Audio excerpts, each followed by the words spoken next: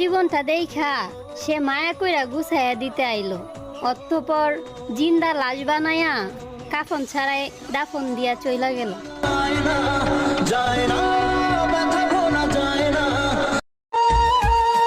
আমার দুঃখের সময় তুমিও দুঃখ দিলা। আমি তো সব সময় তোমাকে আপন মনে করতাম, আর তুমি আমাকে পর মনে করলা। না পারতাছি সইতে, না পারতাছি কাউরে বলতে, এই বুকে কতটা ব্যথা। বিশ্বাস করেন, চোখ দিয়ে অটোমেটিক পানি এসে পড়ে যখন মনে পড়ে আপন মানুষের কথা।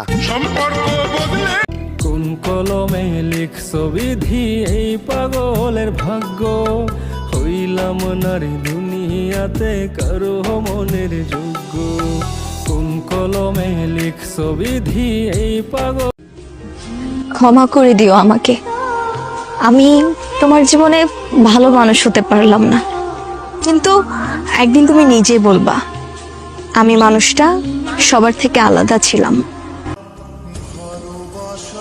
মন ভাঙছো, কলিজা পুরাইছো, ধ্বংস করতে আর বাকি কই।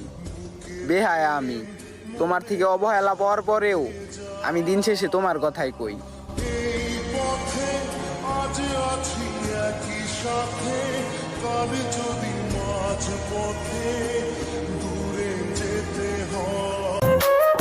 আজ অবাক লাগে তোমাকে দেখে, কি করে এত বদলে গেলে।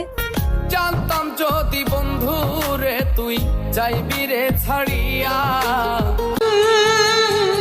চিন্তা কইরো না, আর কখনোই তোমার জীবনে ফেরার চেষ্টা করব না, কারণ শেষ আঘাতটাই রুহু পর্যন্ত পৌঁছে গেছে। আমারে লইয়া যাও মাটি, জীবনের একমাত্র চাওয়া এখন এটাই। ওই মাটি ডাকে দিছে আমায়, সে মাটি দিয়া আল্লাহ বানাই। অনেক কষ্ট পাইছি আমার এই লাইফে, অনেক বড় একটা ভুল করছিলাম তোমারে ভালোবেসে।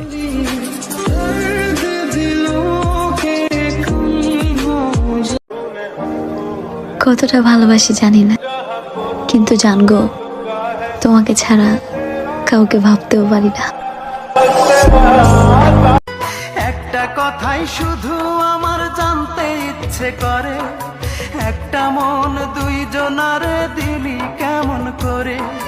মনের মানুষ বদল করাই ছিল কি তোর পেশা রূপা। হয়তো একদিন আসবে যেদিন রাখবে না মনে